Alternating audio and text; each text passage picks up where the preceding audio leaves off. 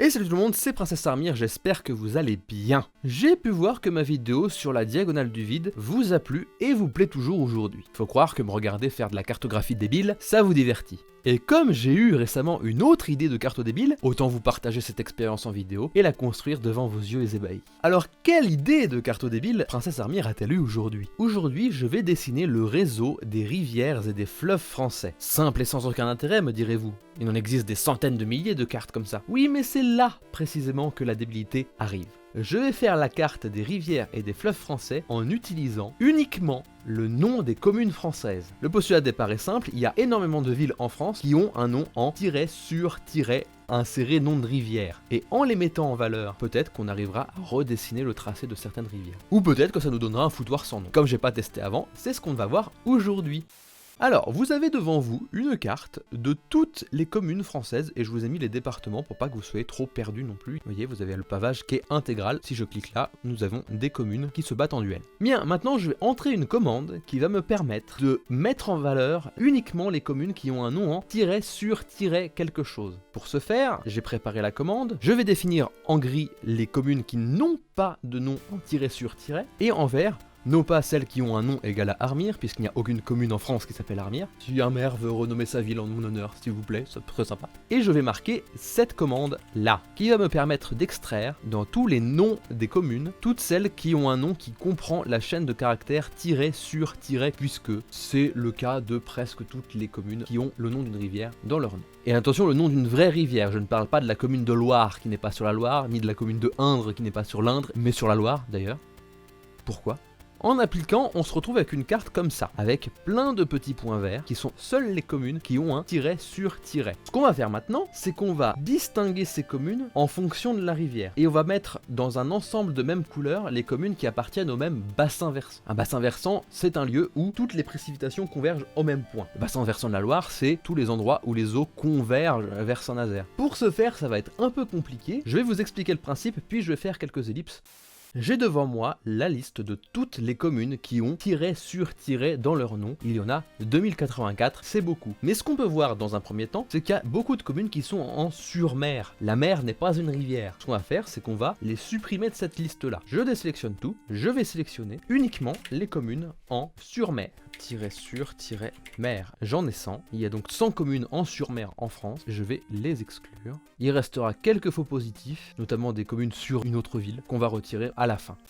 La première étape consiste à isoler les communes avec le nom des fleuves. J'ai isolé uniquement les communes qui ont un nom en sur-Loire. Il y en a 70 en France. Et si je me mets sur ma carte, on peut voir vraiment qu'elles dessinent le tracé de la Loire. On les voit, elles sont là. On va leur attribuer un code. Le code R1 pour rivière 1 sera Loire, comme ceci. Puis je vais mettre ça dans tous les champs, pour bien insister sur le fait que ce soit la rivière principale. Et là, sur le premier affluent de la Loire, par exemple sur la Vienne, je vais sélectionner toutes les communes en sur-Vienne. Je vais être en R1 Loire, en R2 Vienne. On se retrouve quand j'aurai fait un bassin versant, le bassin versant de la Loire.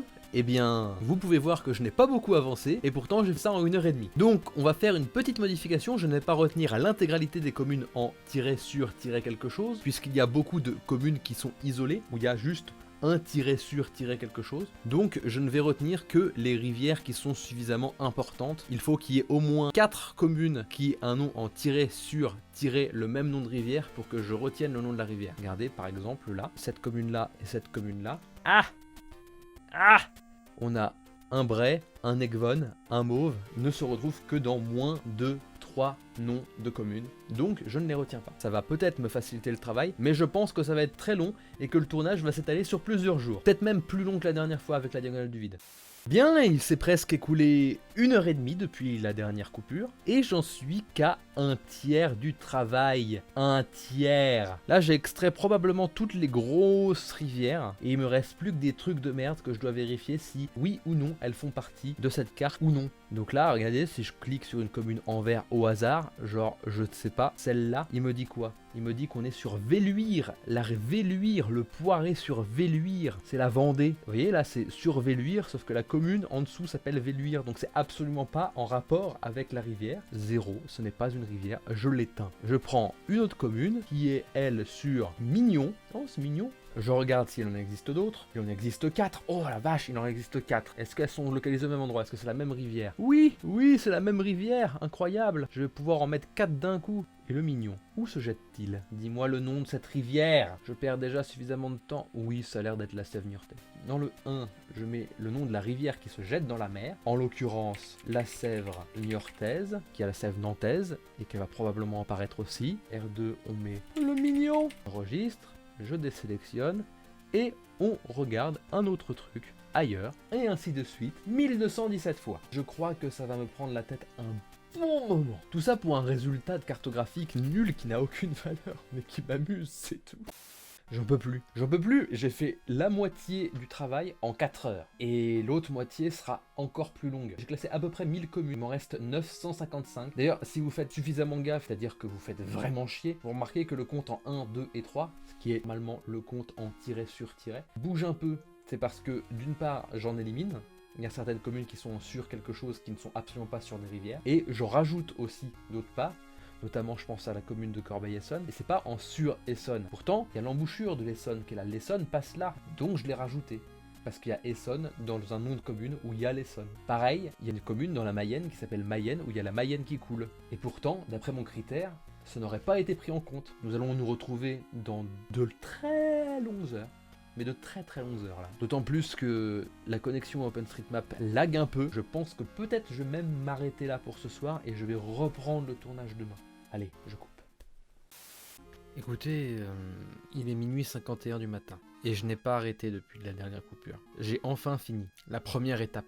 La première étape, c'est juste la première étape. Et ça ressemble à ça pour le moment, ça ressemble à rien, il n'y a même aucune satisfaction, j'en tire rien. Il va juste falloir que je colorise ça pendant des heures encore, pour voir que ça dessine le réseau graphique. Mais là pour le moment on n'a pas grand chose. Bon, on verra demain si j'ai perdu une journée à faire ça, ou si finalement ça va rendre un rendu stylé. Moi là, je vous laisse, il est 1h du matin, il faut arrêter. On va aller se coucher tout de suite. Hein. Ah, j'ai la flemme d'éteindre. Hein. Vous pouvez éteindre pour moi s'il vous plaît?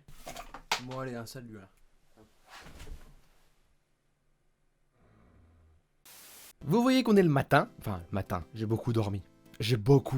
Mais bon, j'ai quand même trouvé la motivation de classer les communes par nom de rivière. Donc là, chaque couleur correspond à un nom de rivière différent. Et vous voyez qu'on commence à entrevoir certaines rivières, genre la Seine, qui est là. Ce trait vert là, c'est la Seine. Ce trait violet là, c'est la Loire. Pour moi, ça manque un peu encore de précision. Donc ce qu'on va faire, c'est qu'on va donner une palette de couleurs, ce qui, je pense, va donner un résultat qui sera un peu plus lisible que ça. Donc je vais tenter tout de suite sur un bassin versant, je sais pas combien de temps ça va me prendre, mais normalement, on va arriver à quelque chose de bien. Bon, j'ai tenté un truc avec la Loire et la Seine. Avec la Loire et toutes les rivières qui se jettent dans la Loire, je les ai mis en dominante rouge et en vert pour la Seine. Les communes en sur-Loire sont en rouge clair, et les communes sur Seine sont en vert clair. Plus on s'éloigne des affluents directs, plus le rouge ou le vert est foncé. C'est-à-dire que si c'est une rivière qui rejoint directement la Seine, eh ben elle sera en vert un poil plus foncé que la Seine. Si c'est une rivière qui rejoint un affluent qui rejoint lui-même la Seine, eh ben ça sera en vert encore un peu plus foncé, et ainsi de suite. Et là je vais faire ça pour tous les bassins versants et on va voir ce que ça va nous donner, notamment sur le Rhône, sur la Meuse, etc. Je reviens quand j'ai fini ça. J'ai enfin fini! Voilà ce que ça donne après la colorisation millimétrée. Donc vous voyez bien qu'on a le bassin de la Loire en dominante rouge, le bassin de la Seine en dominante verte, le bassin du Rhône en dominante orange, le bassin de la Garonne en dominante jaune, le bassin de la Meuse en dominante violette, le bassin du Rhin en dominante bleue, et d'autres petits fleuves, genre l'Orne, genre la Charente, la Somme, etc. Ça rend un résultat plutôt esthétique, moi j'aime bien. On voit plutôt bien le réseau hydrographique français, alors qu'on a uniquement le nom des communes, c'est tout. J'ai viré les départements pour que ça soit un peu plus clair, et ce que je compte faire, c'est virer certains fleuves qui apparaissent, mais qui apparaissent vraiment très marginalement. Genre celui-là, il a 6-7 communes, il est tout seul, il représente une couleur à part entière, peut-être que je vais le virer. Celui-là aussi, il représente 4 communes, c'est encore moins, afin que ça soit pas fouillis. Bien, bah voilà cette carte terminée, j'ai viré quelques petits fleuves, histoire que ça soit plus lisible, et maintenant il me reste plus qu'à rajouter la légende, et en faire une vraie carte. Et ça va me prendre un peu de temps, donc on va faire une dernière ellipse. Mon logiciel a planté. Je dois tout recommencer, toute la colorisation, tout ce que j'ai pris 2 heures à faire ce matin, je dois tout recommencer. J'en peux plus. J'en peux plus de cette vidéo, j'en n'en peux plus. Je dois tout recommencer, ça m'agace. Bon, et bah dans 3 heures. J'espère au moins que j'aurai un pouce bleu de votre part.